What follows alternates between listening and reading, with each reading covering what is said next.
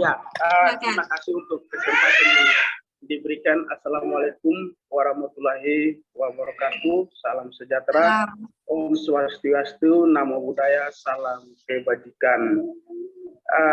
Terima kasih. Saya Yohanes Nale dari Lembaga Pendidikan Kemah Al-Masih, Pangkalan Bun, Kalimantan Tengah.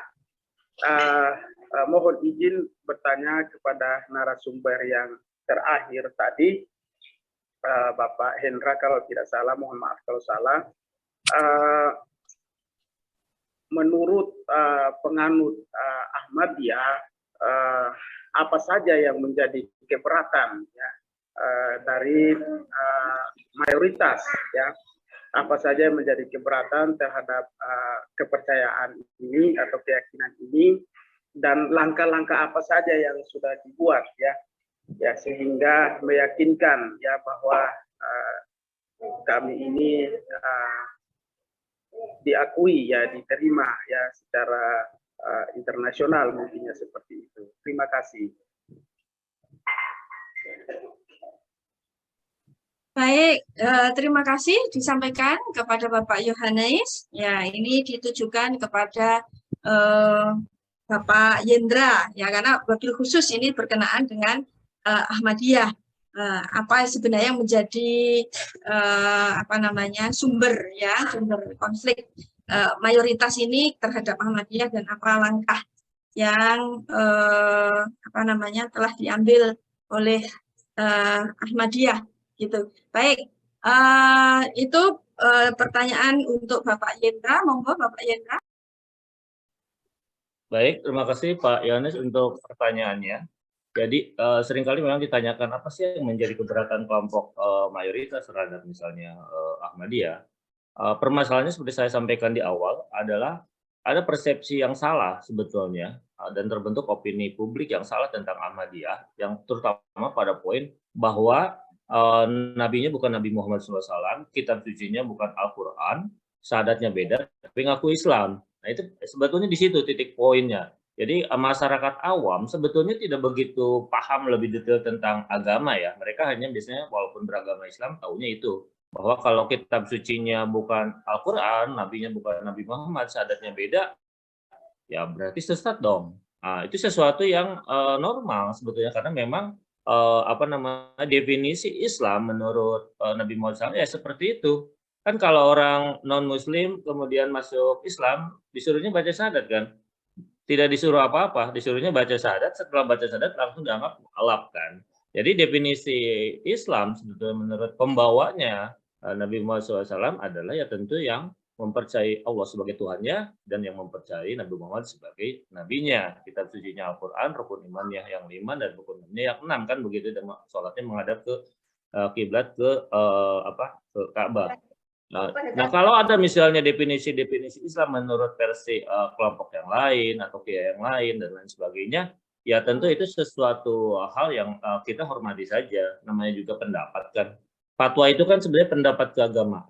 Fatwa MUI ada, fatwa NU juga ada, fatwa Muhammadiyah juga ada. Ya tentu kalau pendapat ya kita hormati saja, itu kan keyakinannya. Tapi bukan berarti fatwa itu mengikat bagi yang tidak meyakininya. Nah, dalam konteks misalnya hukum positif di Indonesia, kan fatwa MUI tidak bisa dijadikan rujukan karena Indonesia bukan negara agama, bukan negara Islam. Nah, misalnya di dalam pasal 28E misalnya bahwa setiap orang kan di situ bebas untuk menjalankan ibadah keyakinan agamanya sesuai ibadahnya, sesuai dengan keyakinannya masing-masing. Bukan setiap kelompok kan, setiap orang begitu. Artinya sebetulnya kalau setiap orang mau mendirikan rumah ibadah, contohlah di Kristen ya, orang non Islam, orang Islam sebetulnya rata-rata tidak bisa membedakan perbedaan Kristen dan Katolik. Rata-rata tidak bisa bedakan. Bahkan dipikir Kristen itu hanya satu kelompok, padahal kan denominasinya banyak. Sehingga sangat wajar misalnya teman-teman Kristen mau bikin gereja A, kemudian juga gereja B, gereja C, karena si pengikut gereja A tidak bisa beribadah di gereja B dan gereja C. Tapi masyarakat awam menganggap, loh kan gerejanya sudah ada, kenapa harus bikin bangun lagi gereja? Nah, kalau kita kembalikan ke konstitusi, sebetulnya kan bukan berdasarkan kelompok, tapi berdasarkan perorangan. Iya Pak, saya udah Barangkali nangkap. itu dulu ya. Iya, maksud saya begini Pak, contoh kayak kami di Kristen dan Katolik memang sudah beda agama Pak, tapi Alkitabnya sama, ya seperti itu. Setiap tahun PGI, KWI kami duduk sama-sama, kami bisa bikin tema sama-sama, khotbah sama-sama, liturgi sama-sama. Hanya di dalam kekristenan kami dengan Katolik ini ada satu yang mengganggu memang Pak, yaitu saksi Yehova.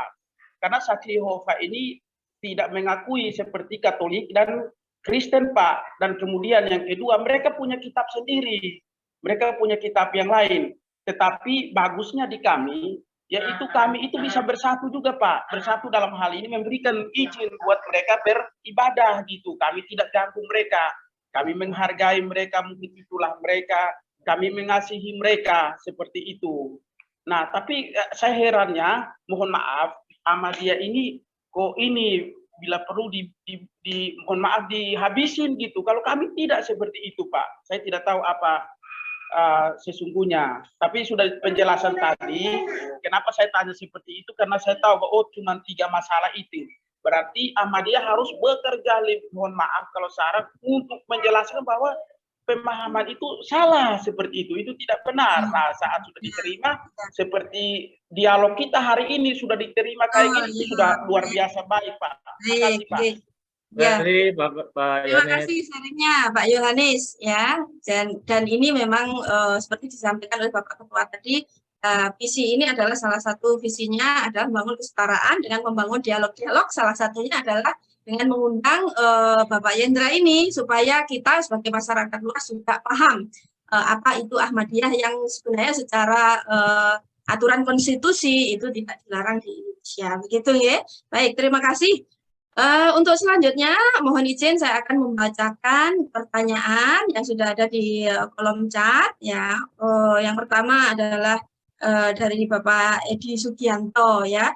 Untuk yang menyampaikan menyampaikan pendapat, bahan diskusi yang di kolom chat yang tidak berupa pertanyaan, mohon izin tidak saya bacakan. Kita bisa saling membaca sendiri. Nanti di akhir sesi jika masih ada waktu kita akan membahasnya begitu ya.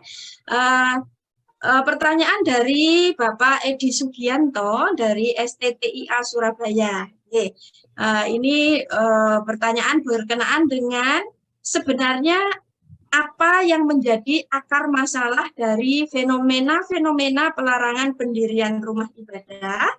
Kemudian yang kedua, siapakah yang berperan penting di dalam pemberian mindset beragama yang benar, sehingga fenomena-fenomena pelarangan pendirian rumah ibadah tidak terjadi.